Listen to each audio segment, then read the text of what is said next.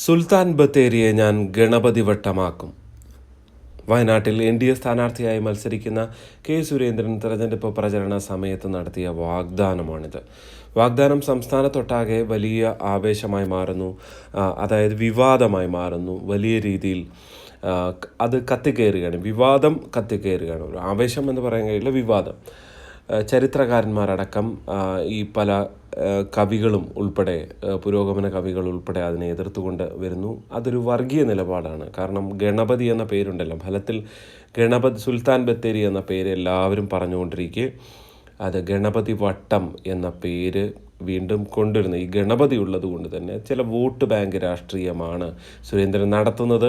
അങ്ങനെ പേര് മാറ്റണ്ട എന്നൊക്കെ ഒരു കാരണവശാലും മാറാൻ പാടില്ല, ഇത് വർഗീയ രാഷ്ട്രീയത്തിൻ്റെ ഭാഗമാണ് എന്ന നിലയിൽ കടന്നാക്രമണം നേരിടുകയാണ് കെ സുരേന്ദ്രൻ. അതായത് BJP ഒഴികെ മറ്റ് കക്ഷികളിൽ നിന്നെല്ലാം കടുത്ത എതിർപ്പ് ഉയർന്ന് വന്നിരുന്ന ഒരു സാഹചര്യമാണുള്ളത്. യഥാർത്ഥത്തിൽ സുരേന്ദ്രൻ്റെ പറഞ്ഞതിൽ തെറ്റുണ്ടോ? സുരേന്ദ്രൻ പറഞ്ഞതിൽ ഈ ഗണപതി വട്ടം എന്നത് ഒരു വർഗീയമായ പരാമർശം മാത്രമാണോ? അതാണ് നമ്മൾ ഈ വീഡിയോയിൽ പരിശോധിക്കുന്നത്. നിങ്ങളെ ക്ഷണിക്കുന്നത് ഒരു ചരിത്രരേഖയിലേക്കൊന്നുമല്ല. ഇത് സുൽത്താൻ ബത്തേരി നഗരസഭയുടെ സൈറ്റിൽ കൊടുത്തിട്ടുള്ള വിവരമാണ്. ഇതിൽ വളരെ കൃത്യമായി പറയുകയാണ്, ഗണപതി വട്ടം എന്നീ ഡിവിഷനുകൾ അവിടെ ഉണ്ടായിരുന്നു. ഭരണ സൗകര്യത്തിന് വേണ്ടി ഇവയെ അംശങ്ങളായി വിഭജിക്കുകയുമുണ്ടായി. ഗണപതി വട്ടം എന്ന സ്ഥലത്തിൻ്റെ പ്രാധാന്യവും പ്രസക്തിയും പലപ്പോഴായി റിപ്പോർട്ടുകളിൽ ചൂണ്ടിക്കാണിക്കപ്പെടുന്നുണ്ട്. ഗണപതി പാളയം എന്ന സ്ഥലത്തെ പോലീസ് പിക്കറ്റിങ്ങിനെ കുറിച്ചും ബ്രിട്ടീഷ് രേഖകളിൽ പരാമർശിക്കുന്നുണ്ട്. ഹൈദരാലിയുടെയും ടിപ്പുവിൻ്റെയും പടയോട്ട കാലത്ത് നിലനിന്നിരുന്ന ഗണപതി വട്ടം എന്ന സ്ഥലമാണ് പിൽക്കാലത്ത് സുൽത്താൻ ബത്തേരി ആയി മാറിയതെന്നാണ് ചരിത്രം രേഖപ്പെടുത്തുന്നത്. ഈ ഗണപതി ക്ഷേത്രം നിലനിന്നിരുന്നു ഈ പ്രദേശത്ത്.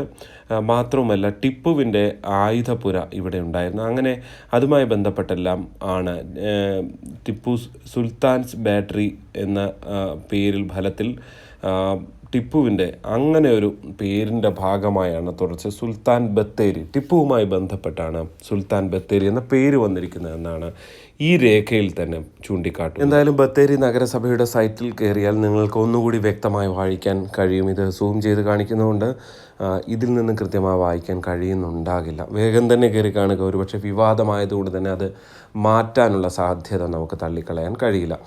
അപ്പോൾ കെ സുരേന്ദ്രൻ പറഞ്ഞതിൽ യഥാർത്ഥത്തിൽ എന്താണ് തെറ്റ് എന്ന് തോന്നിപ്പോവുകയാണ്. കാരണം ബ്രിട്ടീഷുകാരിട്ട പേരാണെന്നും ടിപ്പുവിൻ്റെ ഓർമ്മകളുമായാണ് ഈ പേര് വന്നിരിക്കുന്നതും എന്നുള്ളതാണ്. ആ സ്ഥലത്തിൻ്റെ പഴയ പേരിലേക്ക് തിരികെ കൊണ്ടുപോകും എന്നുള്ളതാണ്. ടിപ്പുവിൻ്റെ പടയോട്ടവും ഇപ്പോൾ മലബാർ പ്രദേശത്തുണ്ടായിരിക്കുന്ന വലിയ പ്രശ്നങ്ങളുമൊക്കെ പലതരത്തിൽ ചർച്ച ചെയ്യുകയും പല ചരിത്ര ആംഗിളുകൾ അക്കാലത്തുണ്ടാകുകയും ഒക്കെ ചെയ്തിട്ടുണ്ട്.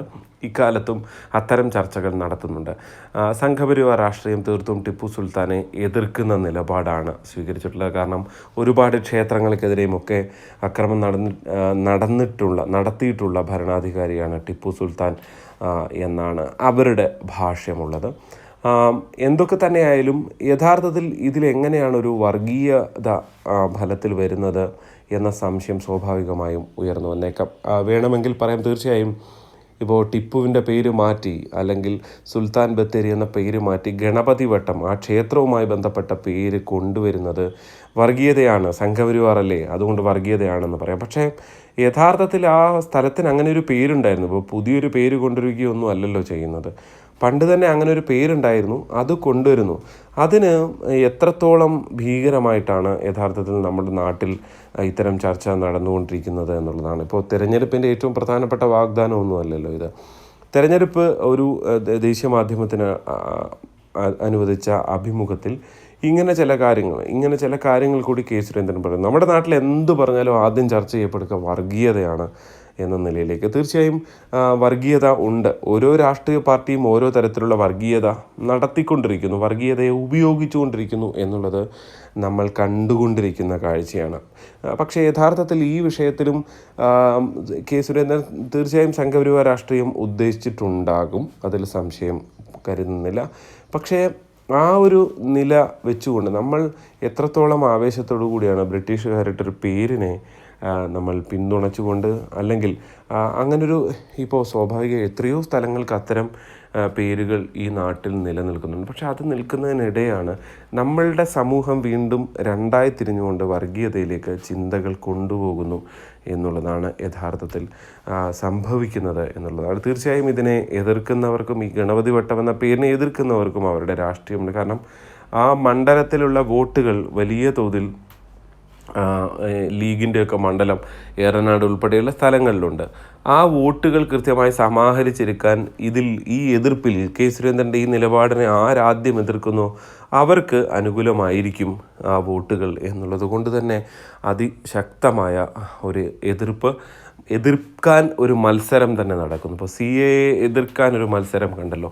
എല്ലാത്തിനും രാഷ്ട്രീയമുണ്ട് എന്നുള്ളത് തന്നെയാണ്. എല്ലാം വോട്ട് ബാങ്ക് രാഷ്ട്രീയമാണ്. വോട്ട് പിടിക്കാൻ വേണ്ടിയുള്ള തത്രപ്പാടിലാണ് മുന്നണികൾ എന്നുള്ളതാണ് എടുത്തു പറയേണ്ടത്.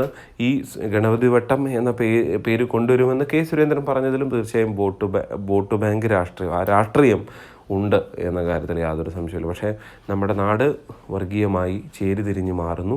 യഥാർത്ഥത്തിൽ സുൽത്താൻ ബത്തേരി നഗരസഭയുടെ തന്നെ രേഖകളിൽ ഇക്കാര്യങ്ങൾ പറയുന്നു എന്നുള്ളത് നമ്മൾ മനസ്സിലാക്കാതെ പോകരുത്. കാരണം ഇതിപ്പോൾ സുരേന്ദ്രൻ ഇടുന്നൊരു പേരോ അല്ലെങ്കിൽ അങ്ങനെ മാത്രമാണ് എന്ന് കരുതരുത് എന്നുള്ളത് കൊണ്ട് മാത്രമാണ് ഇങ്ങനെയൊരു വീഡിയോ.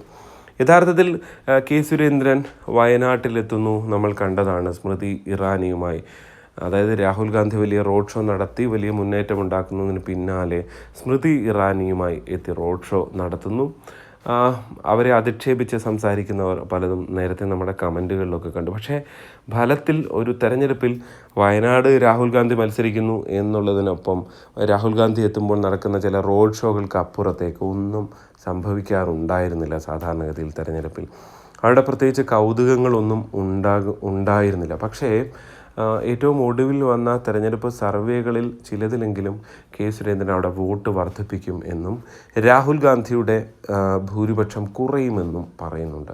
തീർച്ചയായും BJP ഉദ്ദേശിക്കുന്നത് അതുതന്നെയാണ്. ഒരു കാരണവശാലും ആ മണ്ഡലം പിടിച്ചെടുക്കുകയെന്നോ അവിടെ ജയിക്കുമെന്നോ ഒന്നും BJP സ്വപ്നത്തിൽ പോലും കരുതുന്നുണ്ടാവില്ല. പക്ഷേ ആ മണ്ഡലത്തിൽ രാഹുൽ ഗാന്ധിക്ക് ഒരു ഷോക്ക് ട്രീറ്റ്മെൻറ്റ് കൊടുക്കുക എന്നുള്ളത് അവർ ആഗ്രഹിക്കുന്നുണ്ട്. അതിനാണ് ഇങ്ങനെ ഒരു നേതാവിനെ ഇറക്കിക്കൊണ്ട് മത്സരം നടത്തുന്നത്. എന്തായാലും വയനാട്ടിൽ കുടുംബയോഗങ്ങളൊക്കെയായും നിങ്ങൾ ഈ ചിത്രത്തിൽ കാണുന്നത് പോലെ സജീവമാണ്. നിരവധി ആളുകൾ ഇത്തരം യോഗങ്ങളിൽ പങ്കെടുക്കുന്നുണ്ട്. BJPയുടെ സംസ്ഥാന അധ്യക്ഷൻ ആയതുകൊണ്ട് തന്നെ വലിയൊരു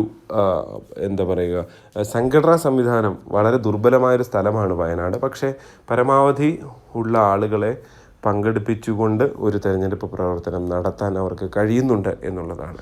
മാത്രവുമല്ല ക്രൈസ്തവ സഭകൾക്ക് സ്വാധീനമുള്ള ചില മേഖലകളെങ്കിലും അവിടെയുണ്ട്. പ്രത്യേകിച്ച് താമരശ്ശേരി രൂപത, മാനന്തവാടി രൂപത ഇതിന് കീഴിലൊക്കെയുള്ള സ്ഥലങ്ങളാണ് അവിടെയുള്ളത്. ഈ താമരശ്ശേരി രൂപതയിൽ ഈ ഒരു വിഭാഗത്തിനെങ്കിലും അതിശക്തമായ താല്പര്യമുണ്ടായിരുന്നു കേരള സ്റ്റോറി സിനിമ കാണിക്കുക എന്നുള്ളത്. അങ്ങനെയാണ് താമരശ്ശേരി രൂപതയും ഒപ്പം തന്നെ ആദ്യം ഇടുക്കി രൂപത, തൊട്ട് പിന്നാലെ താമരശ്ശേരി രൂപതയുമാണ് ഈ സിനിമ കാണിച്ചിട്ടുള്ളത്. തലശ്ശേരി രൂപത അതിനെതിരെ രംഗത്ത് വന്നെങ്കിലും അതിൻ്റെ കീഴിലുള്ള ചില പള്ളികൾ അവിടുത്തെ യുവജന സംഘടന ഇടപെട്ട് ആ സിനിമ കാണിക്കുന്ന കാഴ്ചയും നമ്മൾ കണ്ടു. അതായത് ഒരു തെരഞ്ഞെടുപ്പ് രാഷ്ട്രീയമാകുമ്പോൾ പരമാവധി തങ്ങളുടെ വോട്ടുകൾ കൂട്ടാനുള്ള ശ്രമമാണ് BJP ഈ തെരഞ്ഞെടുപ്പിൽ നടത്തിക്കൊണ്ടിരിക്കുന്നത്. കാലങ്ങളായി 15% വോട്ടാണ് സംസ്ഥാനത്താകെയുള്ളത്. കഴിഞ്ഞ തെരഞ്ഞെടുപ്പിൽ കേവലം 7% വോട്ട് മാത്രമാണ് തുഷാർ വെള്ളാപ്പള്ളി എന്ന NDA സ്ഥാനാർത്ഥിക്ക് വയനാട്ടിൽ നേടാൻ കഴിഞ്ഞത്. അത് ഇത്തവണ ഇവിടേക്ക് എത്തുമ്പോൾ കെ സുരേന്ദ്രൻ അത് മിനിമം ഒരു 10% മുകളിലേക്കോ അല്ലെങ്കിൽ ഒരു 15%-ലേക്കൊക്കെ എത്തിച്ചാൽ അതൊരു വലിയ ചരിത്രപരമായ മത്സരമായി മാറും എന്ന കാര്യത്തിൽ യാതൊരു സംശയവുമില്ല. എന്തായാലും വയനാട്ടിൽ പുതിയ രാഷ്ട്രീയം ഉയർത്തി എല്ലാ ദിവസവും തെരഞ്ഞെടുപ്പിൽ പ്രചരണത്തിൽ സജീവമാകാൻ ശ്രദ്ധ നേടാൻ കെ സുരേന്ദ്രന് കഴിഞ്ഞിട്ടുണ്ട് എന്നുള്ളതാണ്. അവിടെ ആനി രാജ ഒരു പരിധിവരെ അപ്രസക്തയായി പോകുന്ന സാഹചര്യവും നമുക്ക് കാണാൻ സാധിക്കുന്നുണ്ട്. പ്രത്യേകിച്ച് ഇന്ത്യ മുന്നണി ഒരുമിച്ചാണ്, നിങ്ങൾ എന്തിനാണ് മത്സരിക്കുന്നത് എന്ന ചോദ്യം തന്നെ വളരെ പ്രസക്തമാണ്. രാഹുൽ ഗാന്ധി വയനാട് പോലൊരു സ്ഥലത്ത് വന്ന് നിൽക്കുന്ന ഒരു സേഫ് സീറ്റ് ആയതുകൊണ്ട് മാത്രമാണ് എന്നതടക്കമുള്ള പ്രചരണങ്ങളാണ് BJP നടത്തുന്നത്. എന്തായാലും നിങ്ങളുടെ അഭിപ്രായങ്ങൾ ഈ വിഷയത്തിൽ കമൻറ്റുകളായി രേഖപ്പെടുത്തുക. ഇത് ഷെയർ ചെയ്ത് കൊടുക്കാനും മടിക്കരുത്. സബ്സ്ക്രൈബ് ചെയ്യാത്തവർ സബ്സ്ക്രൈബ് ചെയ്യുക. നന്ദി.